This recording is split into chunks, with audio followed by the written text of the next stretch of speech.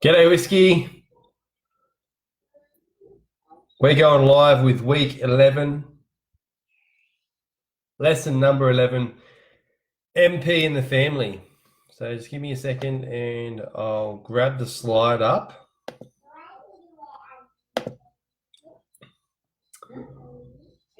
All right. Again, welcome to week 11. We're coming towards the end of this 12 weeks. And lesson 11 is all about how to incorporate all of the good intentions you have, all of the great information you've learned over the last 11 weeks in with the family, because this will be probably one of the biggest challenges you have. And this obstacle alone will determine how long it's going to take to get to where you want to get to. It's going to throw up a lot of obstacles and curveballs. Your biggest struggle will be transforming the way you view food, the beliefs you have about food, and how those beliefs and those views incorporate into everyday life, your lifestyle, socializing, what to do when you stress, what to do when you don't have money, what to do when everything that life pops up with you. These are the struggles and the obstacles you have to overcome, and this is exactly why we don't write meal plans, because any meal plan written on a piece of paper that doesn't give solutions to everyday problems isn't going to be a sustainable plan. Sure, you might use willpower and you might be able to go 6 weeks, 8 weeks. Some people, heck, you can go 6 months, 12 months. But eventually what will happen is you will use all of that willpower up. There will be none left. And the low that comes after the high is just as big as that high.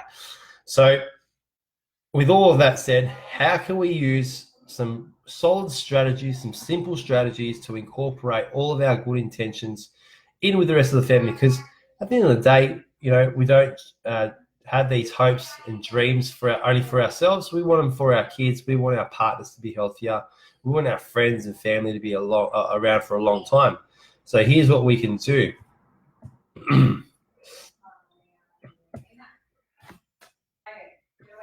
The first thing that a lot of people tend to overlook or not account is the act of being a role model, because at the end of the day, we are creatures of habit and we do resonate with what we see every day. And if something changes and something's out of the normal, it's a bit like that Inception movie where all the people inside the dream know that somebody's in the dream with them, so they all stare at that one person.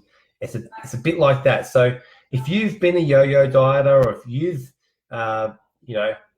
chopped and changed with your ideas on healthy eating for a long time, as soon as you go on something else, whether it be what we're doing right now or something in the future, hopefully not in the future, because this is meant to be the end for you. You're never going to diet again after this program if you do it right. But whichever point you decide to do something different, the people around you, whether they do it knowingly or not, they will put up some kind of resistance, whether it be the kids being fussy and just want their normal food, or your partner saying, you're changing and I don't like the way you're changing. He might feel insecure, or she might feel insecure. I shouldn't be determining which sex would feel insecure, because we both feel insecure at times. We feel insecure because our normal's changed. So understand this is going to be a slow process, and you're going to have to take the role model role. Taking on that role model role is powerful, because it keeps you consistent, because the only way you can be a role model is if you lead from the front and you do it continually, and you do it for long enough that it actually becomes a part of you. That's the only way you can change. So all the pipe dreams out there that tell you can do something in 10 days or this is easy, it's really not. You have to change every little piece of who you are if your goal is to change your body shape. You are a representation of everything, so that everything needs to change. It doesn't have to change for the bad, it can change for the good. All right, so we've touched on monkey see, monkey do. The more you eat, so when I say the more you eat, the more variety you eat, the more outside of your comfort zone you get, the more likely they are going to do it as well. But at the end of the day, patience and persistence is the key. For somebody who hasn't had a snapping point, see, what you've done is you've had a snapping point and you've reached out for help. But your family, they haven't had that snapping point. They're not reaching out for help. And all of a sudden, you've got all this information, and then you decide to lump it on them or change the way you do things. There's going to be some resistance. Okay, it's going to take some time. You got to understand that they never asked for this, so it's probably going to take about 5 times as long as for them to change as it will for you if you stay on top of it. Another tip you can use is get them involved. This works especially well for young kids. We get so many questions, messages about, what do you do when the kids are around and you try and chop up? Or, what do you do when you don't have time?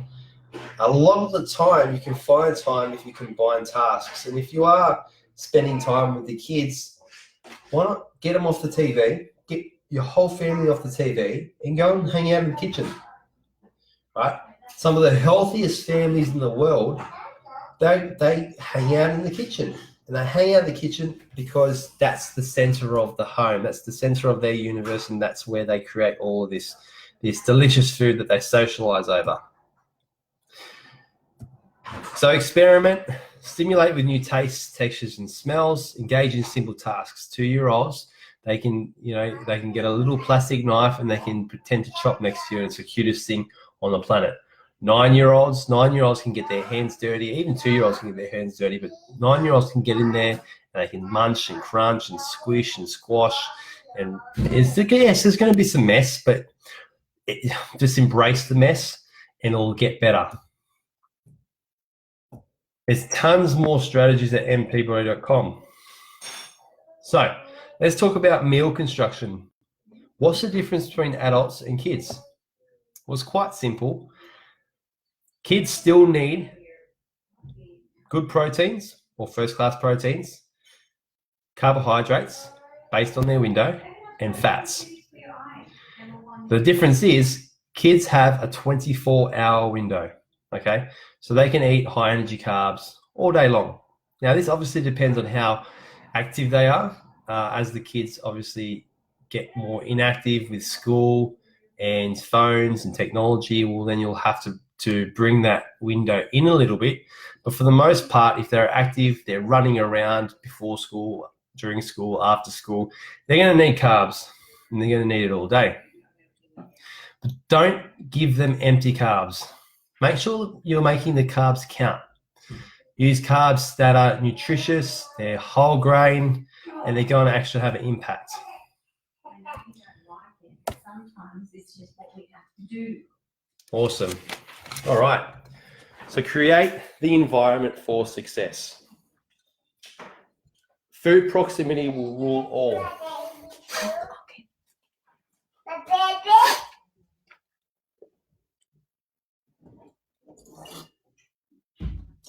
Sorry guys, I'm back. Food proximity rules all.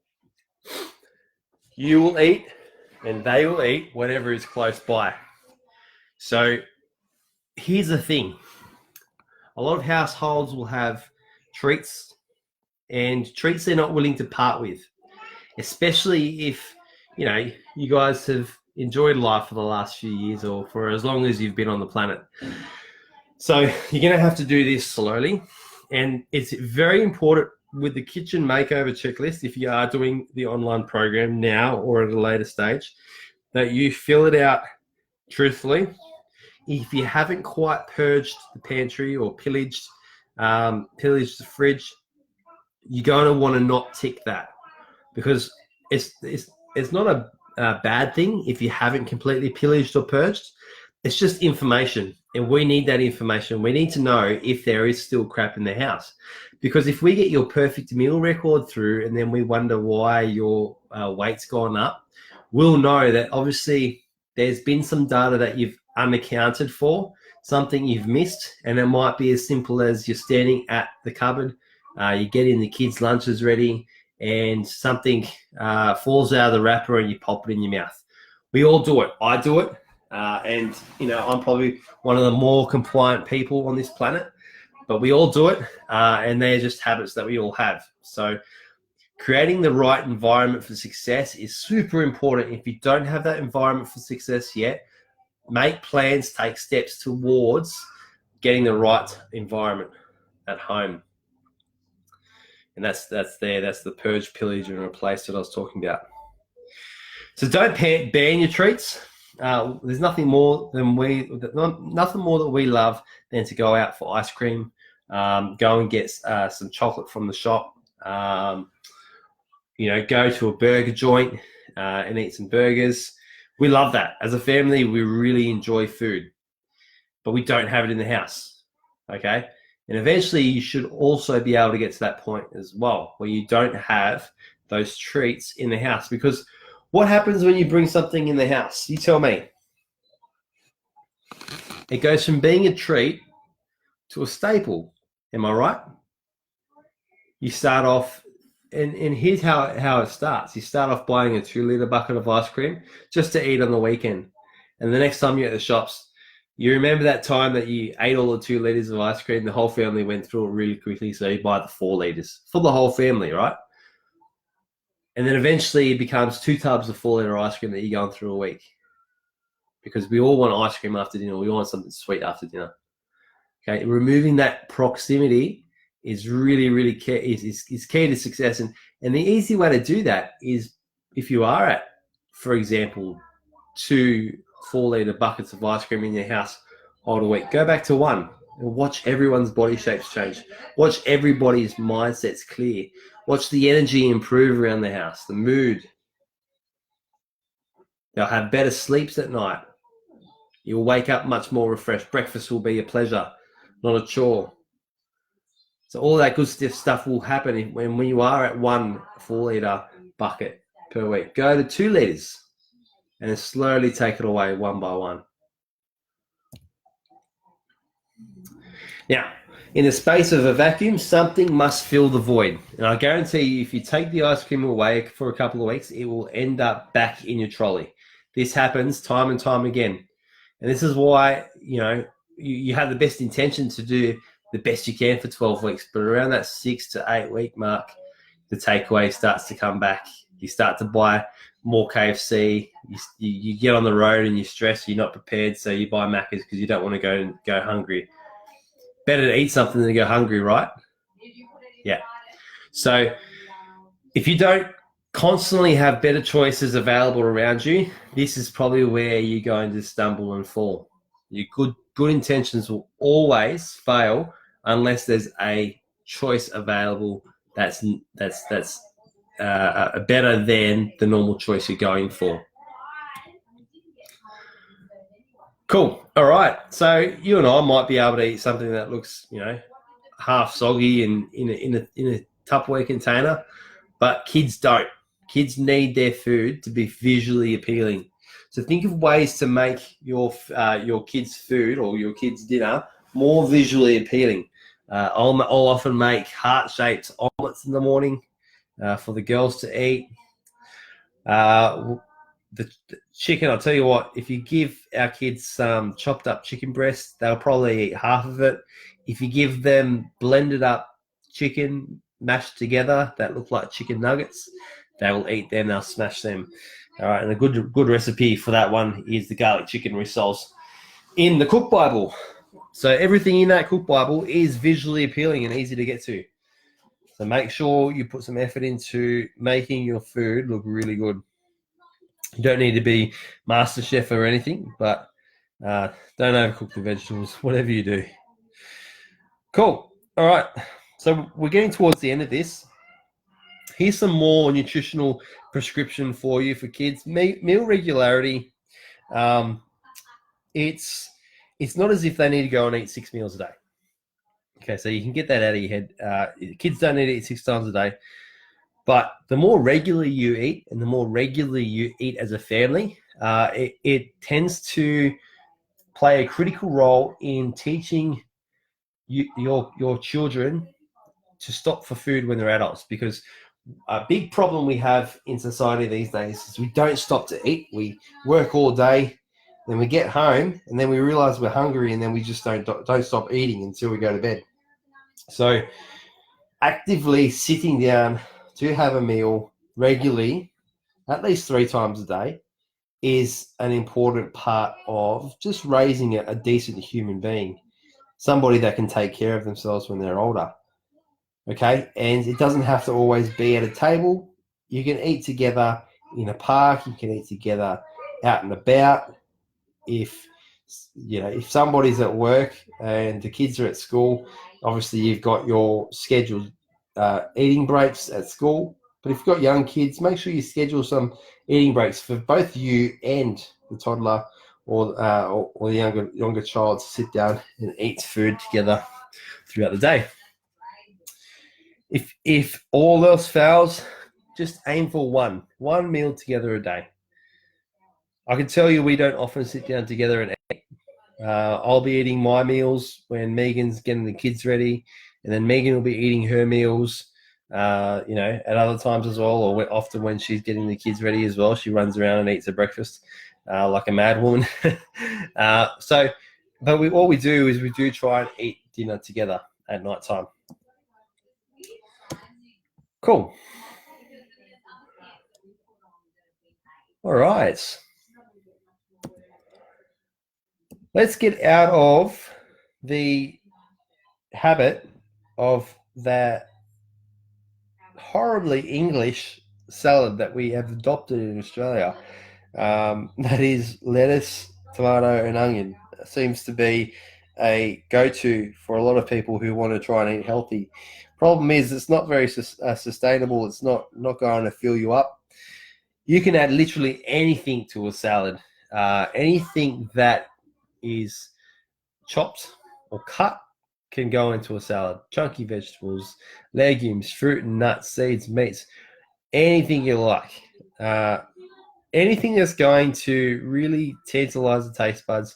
I know when I put, and you might find this funny, but I put some chili stuffed olives in my salads, and I love them. I put about 4 or 5 in there, and when I'm scooping through, I'll often find myself taking a scoop of salad and leaving my olives to the end, and really enjoying those olives in my salad at the end with the last few bites of salad.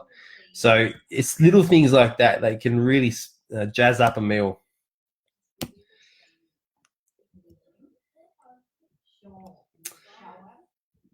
Salads can take any shape or form, and if not salads, think of other creative ideas you can combine food together in. Again, if you're not a creative thinker, you've got 175 different Cook Bible recipes and countless more on the mpbody.com webpage. So here's an action step. Be sure to read Shah's 10 top tips for MP and the family. It's a great article on mpbody.com. Just type Shah's top 10 tips for the MP and the family in the search bar of mpbody.com. And work through that list. Think about how many you can implement and remember. And remember, be patient. Be patient, because this is going to take time. This is going to be your hardest challenge. Your biggest challenge will be getting your family members, your friends, and the people you socialize with on board with this, whether they do it alongside with you or they accept that you are doing it. Because even accepting you're doing it is going to be a tough task. You're going to go from the usual J Bob they know to a totally different J Bob. I couldn't think of a name there, so I'll have to. You'll have to forgive me. I couldn't think of a name without calling someone out. So yeah, look. As soon as you change what you're eating, as soon as you change what you do, you start to change yourself. And if you do experience any resistance around you, just know that it's a feeling of insecurity that person is going through, because their normal has changed as much as you've changed your own normal. So be patient with them. Be that role model that they need, and eventually you'll kick goals and you may even inspire others too as well. So that's me signing out for week 11. Next week, we're going to go through the final step, which will paint a clear picture of what you need to do to continue and sustain the results you've already achieved and get even better ones the longer you keep going with this. So next week, we're going to go and classify your metabolism. I'll be able to give you a questionnaire that clearly shows you exactly what your metabolism is doing and how you can improve it to move forward. So I look forward to that. See you guys.